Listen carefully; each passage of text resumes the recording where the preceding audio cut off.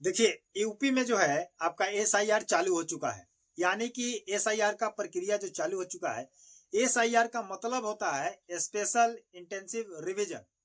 यानी कि जो वोटर कार्ड जो है, मतदातागण का जो आपका पहचान पत्र है, इसकी जांच की प्रक्रिया शुरू कर दी गई है 4 नवंबर से यूपी में। तो खास करके उन लोगों को मैं इत्तिला कर दूं, जानकारी दे दूं कि मुसलमान वर्ग के जितने भी लोग हैं यूपी में, वो सावधान रहे, सतर्क रहे, क्योंकि आपसे डॉक्यूमेंट मांगी जाएगी। आपका विशेष गहन पुनरीक्षण जो है एसआईआर है, इसके तहत मुसलमानों पर थोड़ा सा ज्यादा दबाव है यूपी में। इस चीज को लेकर के आप लोग को सतर्क रहना होगा और अपने डॉक्यूमेंट को, सभी कागजातों को इकट्ठा करके, अगर नहीं भी है तो उसको बनवा ले। और क्या क्या बनवाना है, कैसे फॉर्म को भरना है ताकि आपको मतदाता सूची से नाम आपका बच जाए, कटे नहीं, समझे कि नहीं। या उसमें अगर जुड़ना भी चाहते हैं तो जुड़ जाए आसानी से। तो आपको कौन कौन से प्रक्रिया करना है, कैसे कैसे करना है, ये सारी जानकारी इस वीडियो के माध्यम से मैं आपको बताने का प्रयास करूंगा। तो आप लोगों से आग्रह करूंगा कि आप हमारे चैनल पर अगर नए हैं तो चैनल को सब्सक्राइब करके बेल आइकन को प्रेस कर लीजिएगा। तो ये जो एसआईआर की प्रक्रिया है, वो पूरे कहा जाए तो यूपी समेत अन्य 12 राज्यों में इसकी काम शुरू हो चुकी है। और आपके यूपी में 9 दिसंबर तक इसका काम किया जाएगा। यानी कि 1 मंथ का समय दिया गया है। और आज हो चुका आपका 18 नवंबर। यानी कि आपके पास कुछ समय अभी बचे हुए हैं, जिसके साथ आप अपना प्रक्रिया पूरी कर सकते हैं और अपना वोटर लिस्ट में नाम बचा सकते हैं या जुड़वा सकते हैं। यानी कि आप अपना नागरिकता अगर बचाना चाहते हैं तो आपको एसआईआर में सभी प्रक्रियाएं को पूरा करना पड़ेगा। अगर नहीं कीजिएगा तो हो सकता है कि आपका नाम कट जाए। जैसे बिहार में एसआईआर को संपन्न पूर्ण ढंग से कंप्लीट किया गया है। जो एसआईआर बिहार में हुआ था, वही एसआईआर यूपी में आपका चालू हो चुका है 12 राज्यों के साथ। तो सबसे पहले मैं यूपी वाले के साथ ही शेयर कर रहा हूं। बाकी 12 राज्यों के समय अभी बाद बाकी है, लेकिन यूपी वाले के सिर्फ 9 दिसंबर तक ये काम करना है। तो जितना जल्द हो सके आप लोग इस काम को करें। सबसे पहले इसमें दिया गया है, नोटिस के माध्यम से आप लोग देख सकते हैं, लगा होगा कि एसआईआर की प्रक्रिया जो है 4 नवंबर से चालू हो चुका है। और बीएलओ के मतलब बीएलओ के माध्यम से आपको घर घर जाकर के देना है फॉर्म को, यानी कि गणना प्रपत्र को। समझ रहे हैं कि नहीं। तो गणना प्रपत्र जो मिलेगा आपको, उसमें क्या भरना है, कैसे भरना है, क्या क्या उसमें आपको साक्ष्य देना है। बहुत सारे लोग ऐसे हैं कि गणना पत्र भरने में गलती करते रहे और वो गणना पत्र आपका क्या हो जाएगा, रिजेक्ट हो जाएगा। तो रद्द होने से अगर बचाना चाहते हैं तो गणना पत्र को सही से भरना सीखिए। और कैसे भरना है, उसमें क्या दिया है, क्या छोड़ना है आपको, ये पूरी वीडियो में मैं आपको बताने का प्रयास करूंगा। इसलिए वीडियो को स्किप मत कीजिएगा, क्योंकि इसके साथ हम लोग बहुत सारे अपने बिहार में जो काम हुआ है एसआईआर को लेकर, इस चीज को हम लोग किए हैं और कराए भी हैं साथ है बीएलओ के साथ जाकर के। तो इसलिए हम लोग को वो एक्सपीरियंस है एसआईआर को लेकर। जो बीएलओ के द्वारा गणना फॉर्म जो दिया जा रहा है, वो लोग हम करा चुके हैं हम लोग। तो हम जैसे बता रहे हैं आपको, ये प्रक्रिया आपको करना है। इसमें कोई दिक्कत नहीं आएगी, कोई परेशानी नहीं आएगी। तो बीएलओ का मतलब होता है ब्लॉक लेवल ऑफिसर। समझ रहे हैं कि नहीं। बीएलओ ब्लॉक लेवल ऑफिसर जो होते हैं, उन्हीं को, या बूथ लेवल का है, दोनों इनका इन्हीं का काम है। तो इन्हीं के माध्यम से जो दिया जाएगा, तो सबसे पहले इसमें लिखा गया है कि फॉर्म उन्हीं व्यक्ति को दिया जाएगा जो मतदाता सूची में है या मतदाता केंद्र से जुड़ चुके हैं।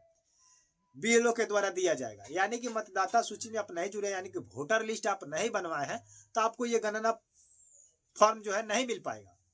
जिन व्यक्तियों को जुड़ा है उन्हीं को मिलेगा। उसके बाद इसमें क्या है कि फॉर्म 2 सेट में जमा करना है। 2 सेट आपको फॉर्म मिलेगा, एक पावती मिलेगा, एक गणना फॉर्म मिलेगा। तो एक गणना फॉर्म को आपको भर के बीएलओ को देना है और एक पावती फॉर्म मिलेगा जो आपको रखना है, यानी कि रिसीविंग के तौर पर, कि अगर आगे चल करके अगर आपसे कुछ पूछा जाए या बताया जाए, अगर नाम आपका कट जाता है, तो आप उसमें स्पष्ट रूप से ये दिखाएंगे कि ये जो फॉर्म है हमने भरा है और इसके साथ जो रिसीविंग है मेरे पास है।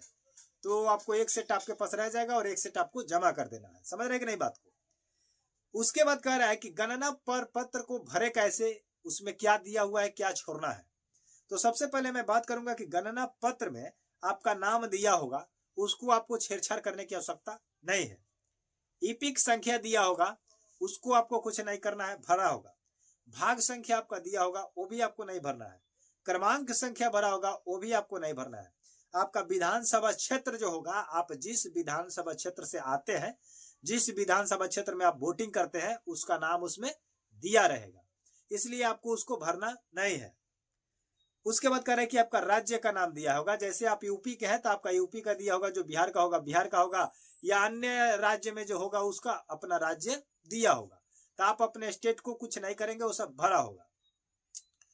बात यह है कि उसमें आपका एक फोटो भी लगा होगा, लेकिन एक फोटो के बगल में आपका फोटो का एक जगह छोड़ा होगा जो पासपोर्ट साइज फोटो लगाना है, जो हाल फिलहाल का आपका मतलब बनवाए होंगे, तो उस फोटो को आप लगा दीजिएगा। इससे मैच हो जाएगा कि ये गणना फर्म में जो फोटो है आप ही का है, और आप इसमें एक फोटो लगा करके उसको क्या किए, मतलब प्रूफ डाल दिए, जो सेम जो है वैसे ही आपका फोटो आएगा।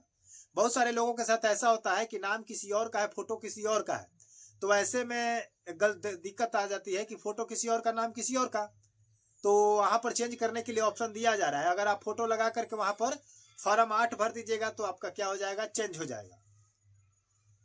अब बात करते हैं कि मतदाता चुनाव आयोग के पोर्टल पर जाकर के आपको क्या करना है कि सबूत की अगर बात करें कि जो आपको साक्ष्य लगाना है कि क्या सबूत दीजिएगा जिससे आपका क्या बचेगा, नागरिकता बचेगी और आपका वोटर लिस्ट से नाम नहीं कटेगा। तो ये ऐसे में अगर बचना चाहते हैं तो आप सबसे पहले जाइए voter.eci.government.in पोर्टल पर जाइए।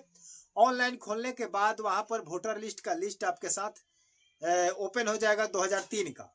2003 में आप अपने संबंधी का देखिए, माता पिता दादा दादी परदादा जो भी व्यक्ति है उसमें देखिए कि आपके रिलेशन से कोई उस व्यक्ति उसमें है या नहीं। अगर उसमें है तो आपको कोई साक्ष्य देने की आवश्यकता नहीं है, वही 2003 की वोटर लिस्ट के गणना के साथ आपका गणना हो जाएगा। लेकिन समस्या यहाँ आ जाएगा कि अगर आपके 2003 में कोई लिस्ट, वो लिस्ट में आपका दादा का नाम नहीं है, मान लीजिए कि दादी का नाम नहीं है, माता पिता का नहीं है और आपका भी नहीं है, आप तो नया बनवा रहे हैं, तो आपका नहीं ही होगा, आप 2003 के बाद ही होंगे नए जनरेशन के व्यक्ति। तो जब पुराने लोगों का उसमें नहीं है और नए लोगों का भी नहीं है तो इस स्थिति में क्या करें। तो ऐसी स्थिति में बहुत सारी परेशानियां आ जाएगी। तो उसमें आपको बहुत सारे दस्तावेज दिखाना पड़ेंगे, जब तक दिखाइएगा नहीं तब तक आपका नागरिकता उसमें साबित नहीं की जाएगी और वोटर लिस्ट से नाम हटा दिया जाएगा।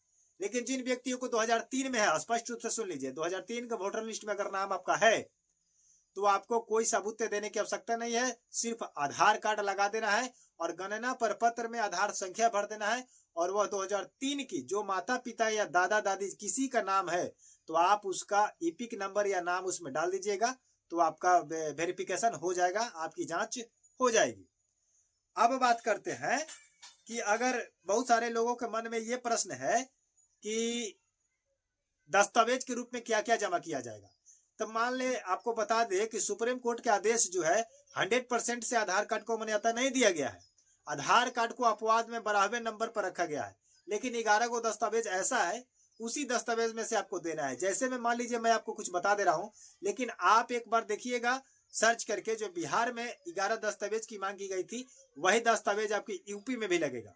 तो सबसे पहले मैं आपको बताऊं कि उसमें अगर आपके पास जन्म प्रमाण पत्र है तो बहुत बढ़िया है, अगर आप मैट्रिक पास है उसका सर्टिफिकेट है तो भी चलेगा, अगर आप किसी कॉलेज से डिग्री डिप्लोमा इंजीनियरिंग किए हैं उसका सर्टिफिकेट है तो वो भी चलेगा, या 1 जुलाई या 7 जुलाई 1987 के पहले अगर किसी बैंक LIC अकाउंट का अगर आप उससे जुड़े हुए हैं तो उसका आप फोटोकॉपी लगा दीजिएगा, या माता का हो या पिता का हो तो हो सकता है, या आप किसी सरकारी योजना के तहत लाभ उठाते हैं, पेंशन भोगी हैं, एक नौकरी करते हैं तो उसका कोई रसीद या कोई रिसीविंग आप लगा सकते हैं, तो ऐसे में उसकी मान्यता दी जाएगी।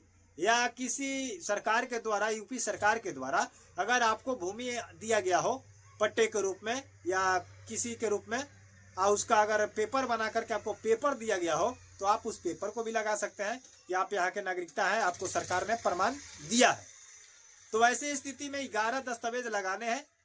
किनको? जिनके पास कोई सबूत नहीं, 2003 के लिस्ट में नाम नहीं है, लेकिन जिनका 2003 में है उनको कोई दिक्कत नहीं है।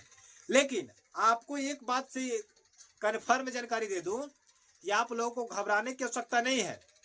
ये जो SIR किया जा रहा है, SIR स्पेशल इंटेंसिव रिवीजन, जिसको कहेंगे विशेष गहन पुनरीक्षण हिंदी में, समझ रहे कि नहीं?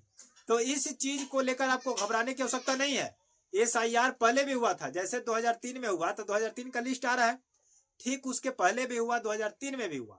लेकिन इस चीज को सबसे पहले 2003 में हुआ या उसके पहले हुआ, तो इस पर ज्यादा विशेष चर्चा लोगों के द्वारा नहीं की गई। क्यों? क्योंकि इस चीज को सभी लोग नहीं समझ पाते थे। लेकिन आज जो मॉडर्न युग आ गया है, मोबाइल का जमाना है, डिजिटल जमाना है, तो इस स्थिति में सभी लोग क्या कर रहे हैं, मोबाइल पर अधिक जानकारी को क्या करते हैं, प्राप्त करते हैं, और SIR को पूर्ण तरीके से बढ़िया ढंग से समझने की इंटरेस्ट रखते हैं और SIR को समझ रहे हैं। तो इसमें यही प्रक्रिया है कि SIR से नाम आपका नहीं कटेगा, बट उसमें कागजात आपको क्या करना है, लगा देना है।